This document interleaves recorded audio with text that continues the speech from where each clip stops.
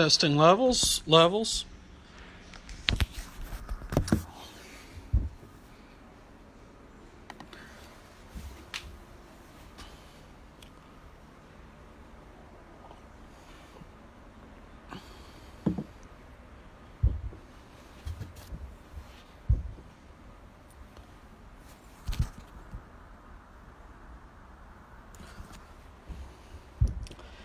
Hi, welcome to True Progressive Live, episode number 1.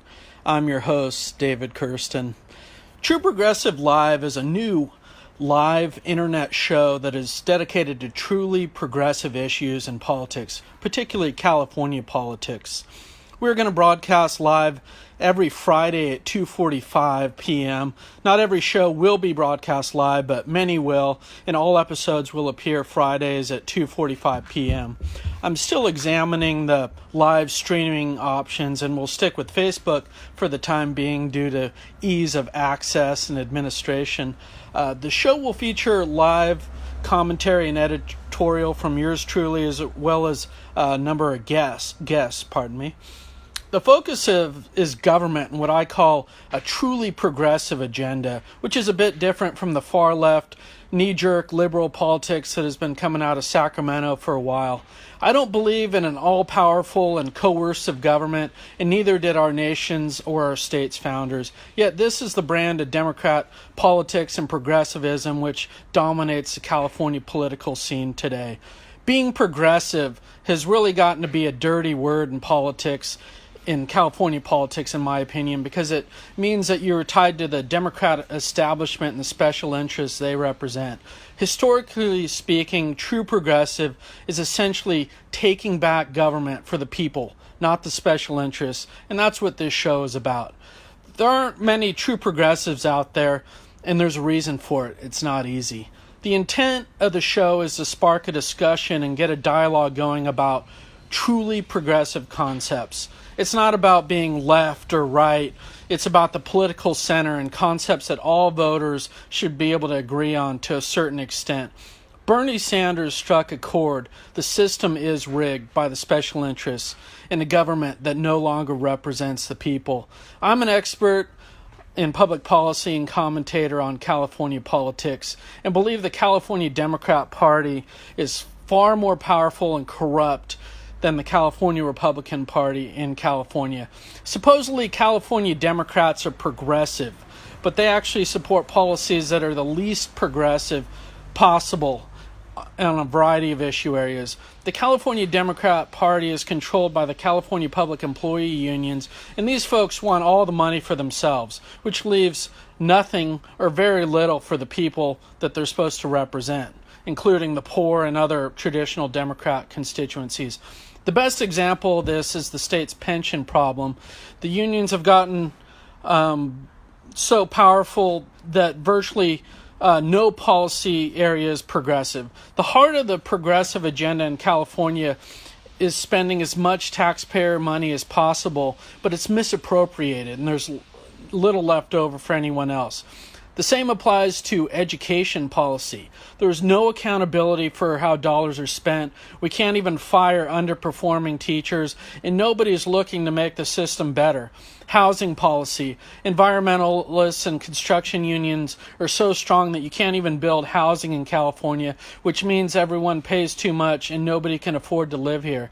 Tax policy. Big business pays the least. Average taxpayers and small businesses pay the most. The short answer is that we need to take back our government from the special interests. This includes every special interest in Sacramento, not only the public unions, but also the environmental community, the hospitals, big business. Government needs to truly represent the people, not just be a vehicle to advance the special interest agenda, is what it has become in California, and many would say in Washington, D.C. as well. I've worked in California politics for a very long time and had a realization lately that there's really nobody or very few people in Sacramento that truly represent the public's interest. Pardon me. I believe the Howard Jarvis Taxpayers Association and the National Federation for Independent Business are two of the groups of a very few that actually represent average Californians and small business owners. The result is the average voter and taxpayer gets screwed, while all those with the political power that are camped out in Sacramento, namely the public employee unions and big business, get all the spoils.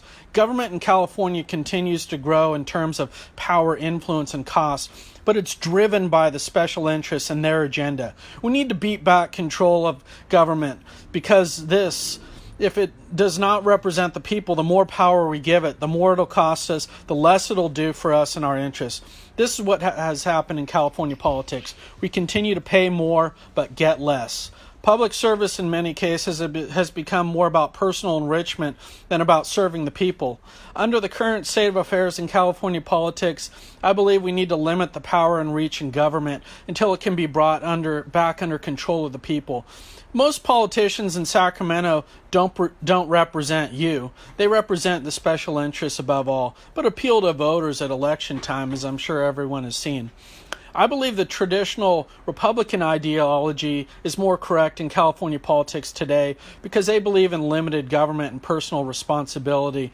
They believe in a viable business climate and reasonable tax rates. But many California Republicans get a bad rap from a lot of what goes on in Washington, D.C. While the California Democrats have become a party that now believes in the highest taxes possible, the least accountability for how those tax dollars are spent, and the most spoils for their political base, the public employee unions. Public debt in California now exceeds $1.5 trillion, according to data produced by Stanford University. But you can count the number of Democrat politicians on one hand who will even say or do anything about this problem that continues to grow. Tax revenues have reached all-time highs, but Democrats say it's not enough and have proposed a record number of tax increases on the November 2016 ballot. California government is hugely wasteful and inefficient, but there's not a single Democrat, or very few, who will challenge the status quo about how your tax dollars are being spent in Sacramento. I can't support the Democrat status quo for these reasons and more. I'm seen as anti-labor for challenging these supposedly progressive policies, which aren't really progressive.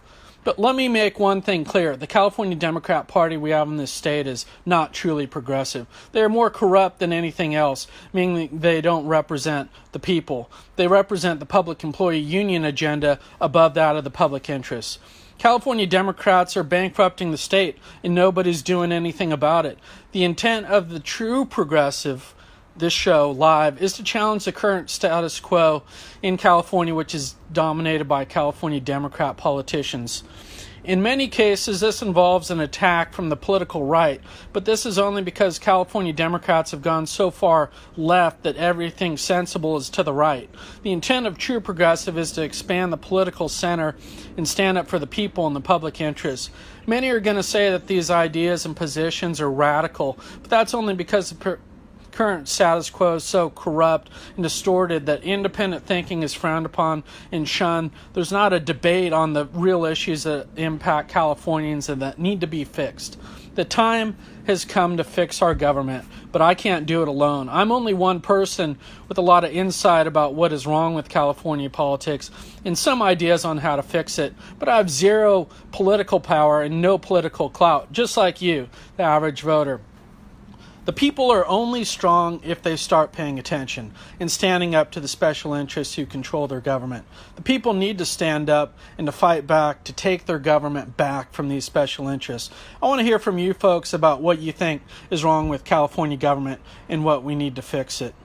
Until next time, I'm David Kirsten signing off for True Progressive Live. Thanks for listening.